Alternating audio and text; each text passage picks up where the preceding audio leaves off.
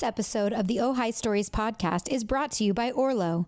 From social media management and archiving to AI insights and customer service management, Orlo helps teams streamline communications, stay responsive, and build public trust.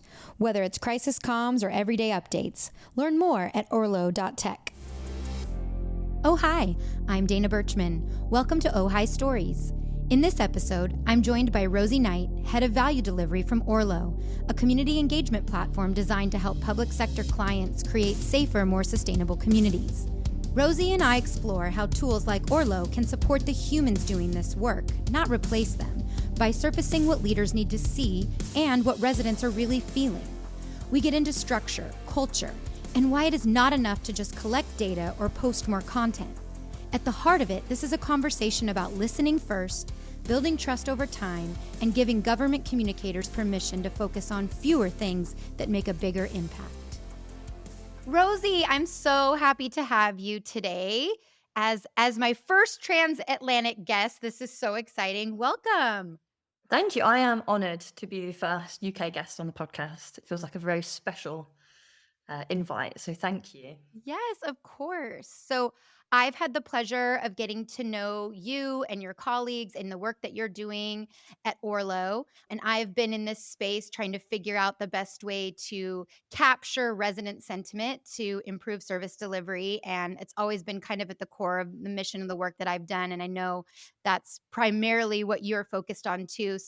So happy to have you here today to talk about that. Tell me a little bit about you. Tell me your journey to Orlo and give me a little sense of your background, how you ended up where you are today. Yeah, absolutely. So my role at Orlo, Head of Value Delivery, it's a new role, and it's one that was born out of understanding that you can buy a product but not necessarily know how to wrap a process around it initially. Obviously, we have a SaaS product, but we really wrap consultancy around that. So setting you up for time to value right at the beginning, which is something I'm very, very passionate about. And I think unless you do this, the first part, the structural part, you will never get to the storytelling. How do we really sell our impacts, and how do we talk to our achievements? So I'm all about good structure, good setup for us to get to a story. And I think why I work that way and how I got there definitely comes from my time in private sector agency world. Mm-hmm. We were responsible for huge advertising revenue budgets.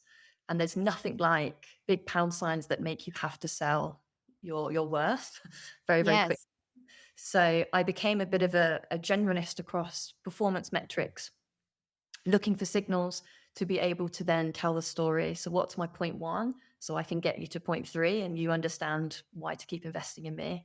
And I think that skill set from the agency world, from private sector world, is something that I really leverage and take into public sector organizations, of helping people understand how to communicate their worth, their value, what they're doing in comms. Oh, I love that. Using Yeah, signals to tell a story, something that, in my opinion, at least here in the United States for sure, cities don't do a great job of. I think stopping to look and find out what those signals are is also so critical, or ask.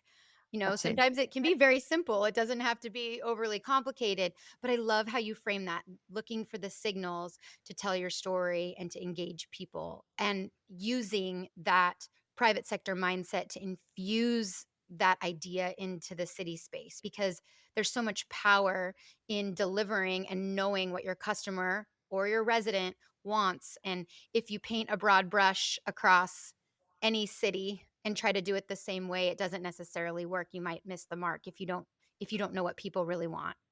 Yeah, exactly. And I think at the moment, if we look at social in particular, there's a lot of noise.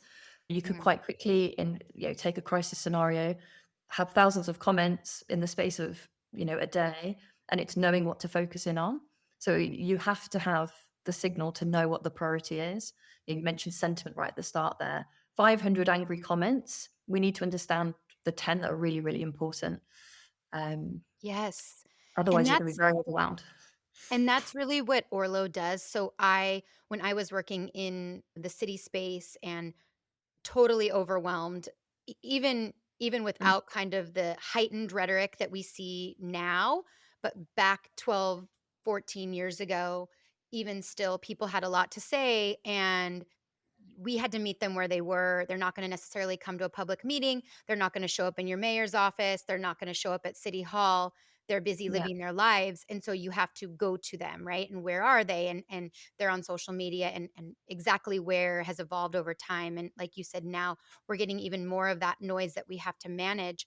But I think it's really interesting how you talk about knowing the 10 that stood out, the ones that really matter. And we didn't have a tool like Orlo at the time to be able to do that. And so it was overwhelming. I tried to Mhm. kind of, I say, build something like it. How do I pull in all these touch points to the resident or customer, whether it is those emails they're sending, the calls they're making, even the people that are coming on top of what people are telling us online and on social media, to give us an idea, a full picture of that profile, right? What that resident really wants. And now a tool like Orlo exists to do that, and to take it and use it in a proactive way to deliver, to tell a story, to engage with the resident or change your services. This is really powerful, and I think an opportunity that cities need to be looking at how technology can drive, and AI now can drive that interaction and that experience. So that's why I was so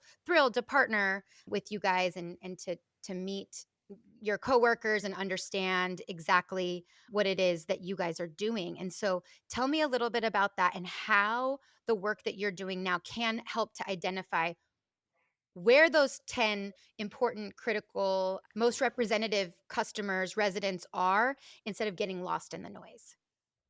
There's many ways we do it. There's one way of weighting the problem and knowing. So again, the first thing we'll ask our organizations is, what are you working on? What are your initiatives in this next 3, 6 months? And what do we need to build out to get that front and center in your visibility? So what do you need to see when you first log into Orlo that's going to be really important?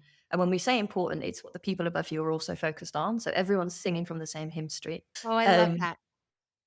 it's really important that we weight everyone the same, but we weight the problem different, because at the end of the day, we're responsible for all our residents. It's just making sure that we're pulling out the problem that's going to drive our organization's current focus. Yes. And I love this idea because it's so right. If you just focus on what the mayor wants or the CEO, and like you don't understand, or like you said, you could miss a large portion of your residents that maybe aren't giving you feedback, right? So keeping that in mind. But I love what you just said. There's the other side of this and you touched on it there a little bit, of how people participate. So we've noticed a trend. So our latest development of moving into more survey feedback space is, we noticed with one of the councils that we work with, they'd go out with a consultation. It's something that they have to do. They're going to go and regenerate one part of their housing development, so they're going to go and improve it. When people then see that on social, they were leaning into the comment section, and suddenly they were getting this participation in a different way. So what they found is that actually some residents like to feed back by the comments. They see that it kind of gets them in a place where they're going to go, actually, I feel this way. So they're publicly sharing their opinion. And they will never be the people that perhaps go and click on that link and fill that survey out. So Yes. it's weighting people in that way, and not saying, actually, I need you and want you to do the survey. Some people just never will. It's, how do we tell the story of those people in the comments, people actively filling the survey out, and also the just wider chatter, pulling that into one stream too. You mentioned overwhelm. Without AI and without a system that's looking at all of those and giving you, again, the fragments and the signals, you're not going to know what the biggest priority is. I love that. And it's kind of like neighborhood groups, they will post an issue that happens. It might affect your particular neighborhood, but then you remember there's 300,000 other people that live in this community who don't live in that neighborhood, who have Yeah. opinions probably about the same issue, right? So it's so easy to get lost in that. But like you said, it's pulling it all together, and you can't do that accurately if you don't have these tools and technology to help you to do that. Yeah. And I think in an AI world, where what that's going to be able to do is look at so much, it can read data quicker than any human will ever, but what it will output is something that still requires the human to go, this bit's the most important. That will always still rely on us. So it comes back to that storytelling skill set of knowing what to hold on to. That is still very much our accountability, of knowing what to take forward. We were talking last time we chatted about vanity metrics, and they've kind of been given a bit of a bad name. I understand why. We relied on them and we didn't go any further.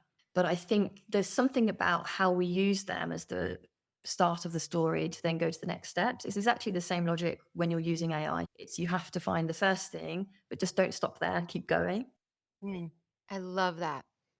And I think you're exactly right. And storytelling is another thing that at least cities in the US for sure really struggle with. You can have the greatest technology, the best tool again, but how you're telling that story back for impact is so critical. And that's where, it all ties together, like you said, and even like data visualizations and what is that story that it's telling you. And one of the things that uniquely I think that we did in a suburb of Phoenix, Gilbert, Arizona, where I was the chief digital officer, was bring all of those pieces together. So I had the data storyteller and then the outward facing comms people. So the people that were analyzing that data and then the people that were in charge of pushing it back out and telling that story, we all needed to work together. And I think that that was really a large reason why we had the success we did. And structurally, cities or organizations aren't always correctly designed. Not only do they not always have the people with the right skill sets, or maybe the people that they've had forever who need to think differently about how they do their job or the tools they use to do their job and tell stories, but also I think it's how it's structured and where it lives. And you talked about if it's kind of the same idea that if only people at the top get this, it's kind of like, well, if this only lives in your basement of your IT department, or if this only is in the hands of your comms people, but they can't get to the data or get to the story, then it's all ineffective if it's not designed in this way. And it's interesting because I talked to one of your colleagues, Dustin, along the way when he goes into cities to try to talk about implementing this technology. It's like, who do we meet with? Like, are we supposed to meet with the city manager? Do you meet with the mayor? How do you get in? And I said this was always a big challenge that I see in cities too, because it's kind of like who gets it? And you kind of mentioned this, everybody needs to get it. You all Mhm. need to understand the importance of this work, right? And be aligned in where we're going with it. And that's a challenge to deploy these tools, whether it's AI or technologies like Orlo, if you don't have the right people, the right structure, the right setup to understand how to use it all effectively. Yeah, it's playing to everyone has the thing that moves their job on that little bit further, right? And it's playing into everyone's drive, I guess. So I think our big focus for a product is to consolidate as much as possible. I Yeah. see so much value in putting the comms lead next to the engagement lead. We can't always expect the comms person to be so proficient in data because perhaps they're more creative and perhaps they're more of a face-to-face people person.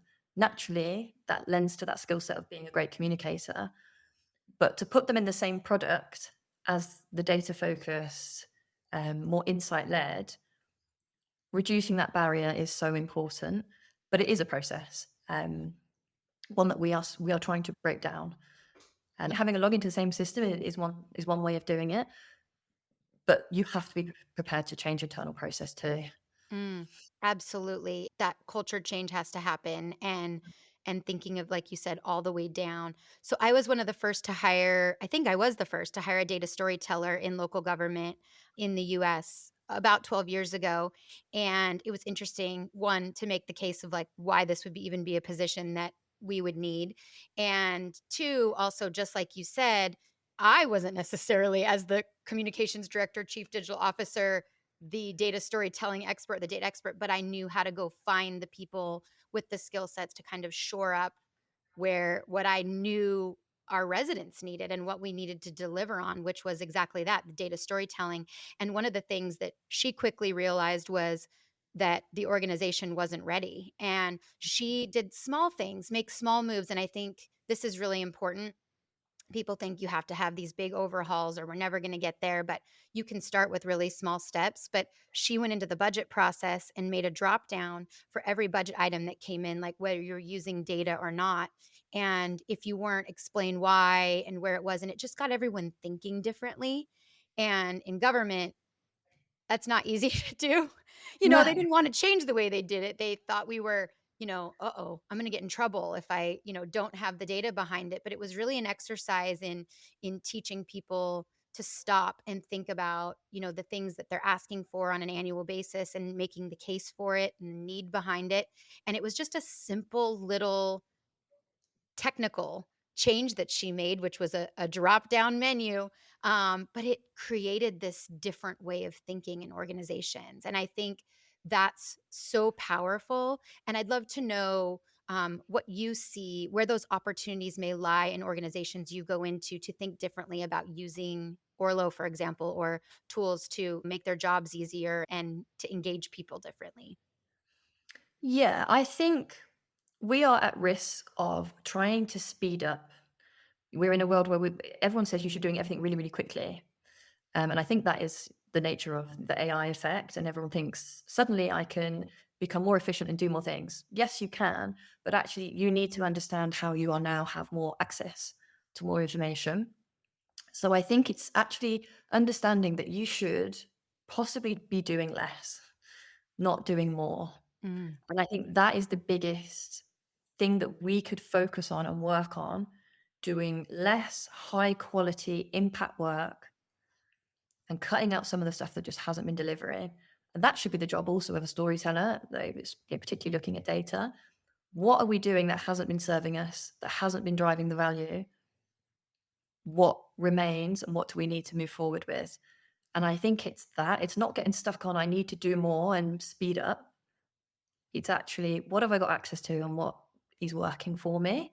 And that's a bit scary because I think everyone wants to look like the most efficient person. Absolutely. I used to always say that was like that pile on mentality of like, oh, we have to do this on top of what we're already doing. And it was like, no, you have to stop doing the way we've always done it in order to make space to do things differently. And I love that idea of, thinking about things that you might see as high value add or so important that really aren't moving you forward so that you Yeah. can take the time to stop and do the little things that could have a huge impact. Yeah, and I think we need to put some responsibility on the stakeholders in that, the people who have the requests and don't perhaps understand the job of comms and the job of Mm. bringing your residents and your community with you. One thing I do with our customers is say, you're going to set 3 campaigns up. 2 of them are going to be your high focus priorities for this quarter, the things that you have to drive. And the other one is just going to be this SOS send out stuff. And you're going to put every request that doesn't fit into these priorities, and you're going to put it into this campaign. And then slowly what you're going to do is build up this. Actually, this is all the stuff that I'm being told to do. And you can start to group it and you can report on it as its own entity, if you like. And it's a real small but effective change. And Mm. that's just content out. We could group our inbound contact in the same way, but it's small, but it gives you a structure to then go back and tell the right narrative internally. And we've got to stop doing these ad hoc requests for content out because here's the metrics, here's the report. It isn't working for us. And another thing that I think is really an interesting point about that is that the people that hold the metrics and that story sometimes have to not just be thinking about telling it to the resident, but convincing everyone within the organization Yeah. to go along and at the top, right? You mentioned that it's critical. And I always say that, well, what does your mayor think? And what's your city manager think? Or who are the people at the top? But how can you use the data and the story that you have to convince them and bring them along? Because a lot of times they're disconnected too. You Mm. talked about the stakeholders. I always say the internal stakeholders are just as important as those external ones to be sure that everyone's moving in the right direction. And again, in the city space, I would say it's really challenging right now. And in the US, you have a lot of leadership turnover. You get a new mayor, you get somebody new in charge, and they don't like that direction anymore. I've been through that personally. It's very challenging when you have that leadership turnover. But when you're structurally designed in this way, or you're operating and and you have a handle on, but here's what our residents really want, here's what they told us, then there's no arguing with that. And again, if it's not living in one place and it's not an easy story to tell, it will be lost in your organization and it won't be effective up, down, or out, And I think it's a big challenge for a lot of major American cities too right now. And then I think you made the point earlier, which is so critical, is that because social media and online chatter or resident engagement in general can seem so overwhelming and a lot to manage, it's not one way, it's two way. You can't just push information out there. That's why tools like Orlo are so critical for relationship building, but I know it's like it's overwhelming. So a lot of cities and organizations that I work with are like, we don't have the staff to manage it. We can't do it. It's too much. It's too overwhelming. So they don't, and or out of fear of what people might say. What other advice do you have for organizations, groups, cities that are scared to step into this space, or maybe to truly, they don't want to know necessarily what it is that people really think, right? What advice do you have for people that are feeling a little stuck? Yeah, it's really hard because, we don't have control over staff churn and, new leadership coming in. That's inevitably going to shake things up and change how we approach things. But I think if you can get your basics and this is my non-negotiable of how I'm going to communicate my impact. And there's a few ways you can do it. And I think it's a simple way, but it might just be how my brain works. It's if you can put a quantity metric and pair it with a quality metric. So we reached this many people. That's my big number. I'm going to draw you in with that because you care about hopefully how many residents we can reach with our communication. I'm going to pair it with a quantity, and the quantity is why it matters. So that might be sentiment. In Orlo, you can report on trust and emotion. That should very simply give you a story of here's the size of the problem or here's the size of the opportunity, and this is why it matters. And it's the this is why it matters part that is going to be the most effective, but I think the one we struggle with. We should be asking questions like, did we reach our minority groups? Did we change perception? Have we shifted the needle? Have we built trust or has that broken? For me, the simple way is that quantity and quality and pairing them together. It feels quite low barrier entry to the storytelling piece. Yeah. Ultimately, we need to get to a place where we can talk to ROI, but I think it's just not as simple as in private sector, you can put £1 in and get 5 back. We don't have that luxury. Mhm. And we were working with someone recently on fly tipping, cost them nearly 200 grand a year with people fly tipping. And we're working on a project to prove that through communication, through reaching the audience through social, they have reduced that. And if we can get to 50 less reported incidents of it by the end of the year, we can put a monetary value to it. So understanding that ROI is definitely a place we should get to, but it's longer term. Mhm. That People used to ask me that all the time, like how, especially, I mean, and I guess in general with like marketing, people are always like, well, I don't know what you do and how do you, but people used to say like, how much money do you think that you save per resident or what is yeah. that impact? And it is hard to measure, but I do think you're right that that's like the ultimate goal when you can be able to connect all of those pieces to show, and it is so challenging. And also when you're working in the public sector on the taxpayer's dime, it's so critical. I used to say that, like, hey, some of the ways you do that is just stop the old ways of doing printing and these old archaic ways that just drain money and cost. And look, I can do this online and digitally for a penny to the dollar, and people don't always understand that. That already is a challenge in marketing in general, but I love that that's how you're thinking about it and approaching that. And I love the idea of zeroing in on a problem that affects everyone or that touches everyone. And because that's also how you get people's attention. Like if your problem that you're trying to solve is and I just dealt with this with actually a very large American city who was focused on a problem that was impacting one small corner of the city, one tiny population. And the question I had was, well, how do you make everyone else care about this? And they really didn't have an answer because they never had really thought of it. It was just, well, we're just going to solve this small problem for this small group, right? But what Mm. about the rest of the community? So I love that idea of kind of zeroing in on something. We did that a lot in COVID with the Yeah. COVID, like using the dashboard, right? Setting up a dashboard and tracking the metrics and then following the data and telling that story back every day. And we had a drumbeat with our mayor where she was making these daily video updates, and we didn't know it was going to be a long game. We thought it was just, a few weeks. But looking for those opportunities for something that touches everyone, right? Where you can track something and make an impact and show the value, I think is so spot on. Yeah, and I think to get to that place and to know that there has to be this listening piece, so that constant always ear to the ground. what's bubbling away, what's happening that we're perhaps not quite aware of. And I think in a misinformation world, that's going to be really important. Have you got an always on ear to the ground of what the community are talking about? Mm. Because something could be tapping away or bubbling away that you're not aware of yet, that does need your time and attention. But it also will help you not to go out asking for something at the wrong time or when you're not ready to provide the answer also. So listen first. So we say listen, understand, then act. I love that. Again, Because listen, understand, and act. yeah, And that's, talked about running. If you're just going and doing, or whether it's the way you've always done it, or if it's you're being really reactive to what's happening in the world around you, which is easy to do, you're not stopping and listening and then understanding how to act on it. And it sometimes, like you said earlier, it's can be very simple. I think about trash schedule changes, again, back to things that are going to impact and touch every resident, right?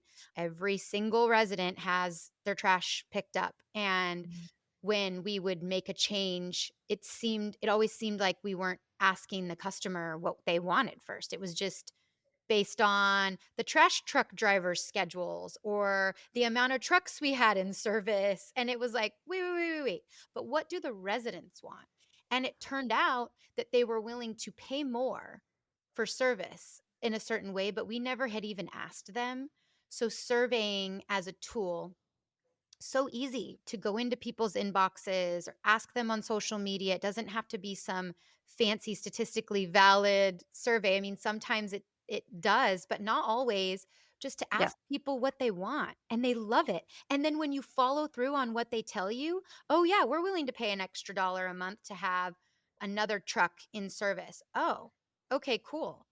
And then they're not upset when you raise their rates. And then they're getting better service. And then you go back like, hey, we heard you loud and clear when you said act. We asked you, we listened. And then now here's what we're going to do based on what you told us. Like there's such power in that. And yet I don't see a lot of cities or maybe organizations doing that effectively.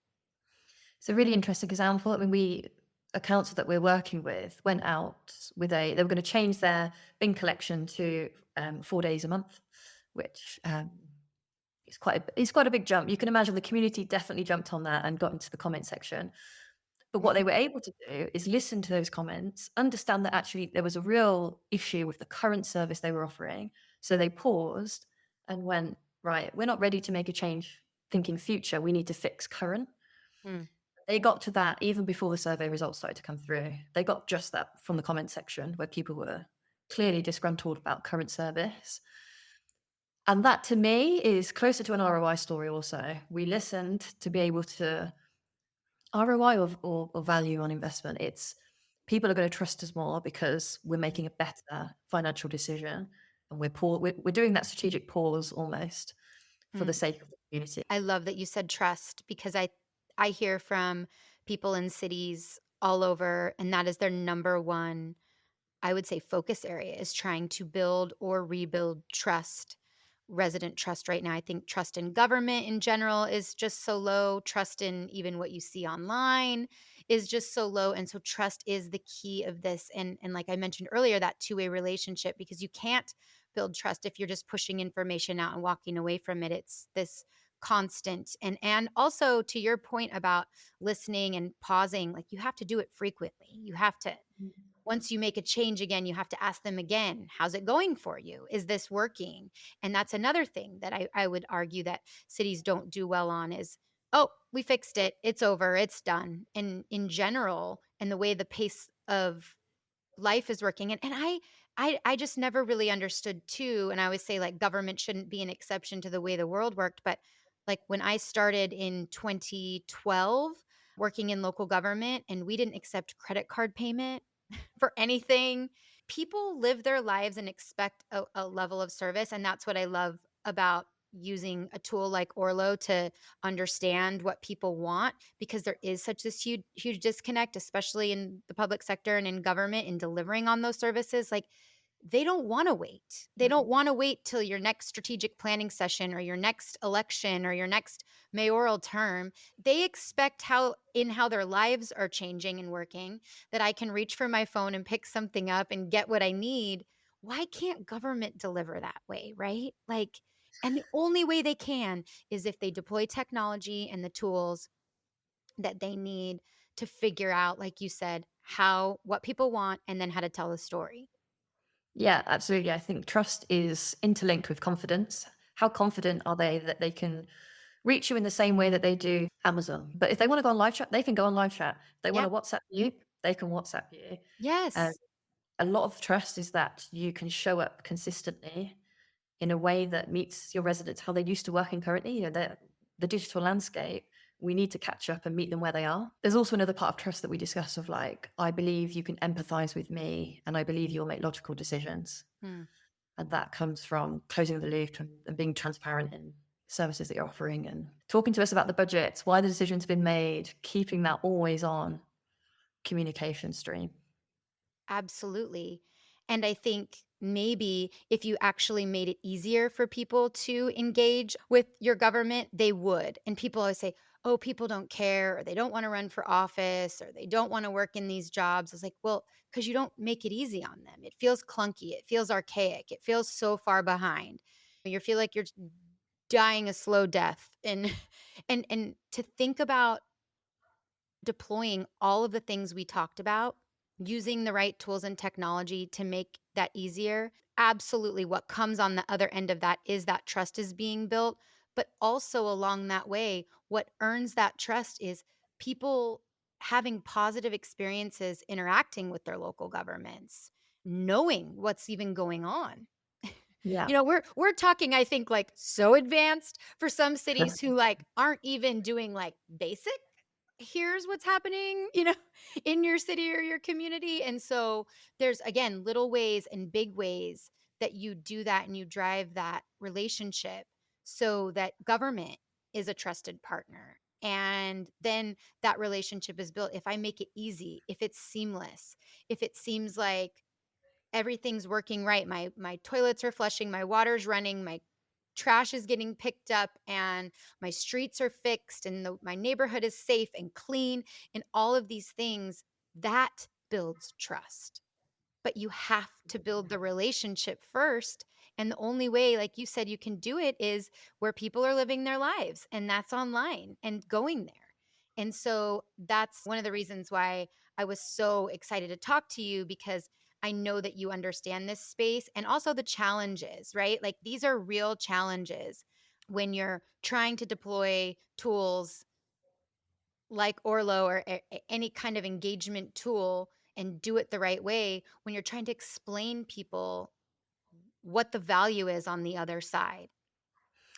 Yeah, and I think if the barrier is having this internal resource, you need a good soundboard in your product. And when you meet them monthly, you should be able to soundboard with these and get closer to it. Like I say, it's a journey.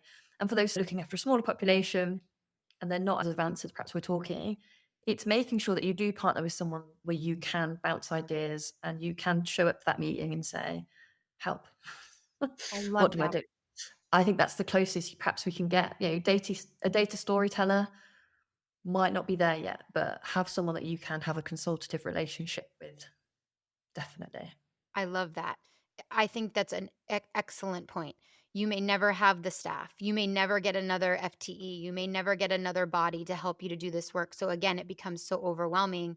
Another reason why you look to ask those questions and build that partnership with people that can help you and want to help you, people that are Yeah. looking to take technology in general to make people's lives better and to not be um I think afraid of it or letting people in. And I think you're totally spot on in that. Creating these partnerships and relationships. I mean, that's what I'm trying to do in my work. I always wanted to kind of scale what I had built to help other cities and help other people to figure out these problems. And so that is really the goal, but you have to kind of do it together. And there are more similarities in organizations and cities than there are not, and even among residents. And it's more critical, I would say, now more than ever.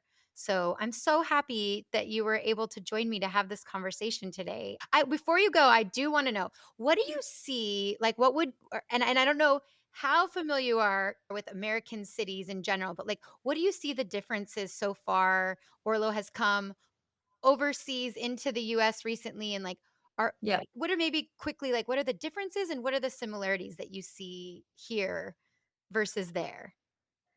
It's interesting because we've coined a phrase of same problems, different accent. Yeah.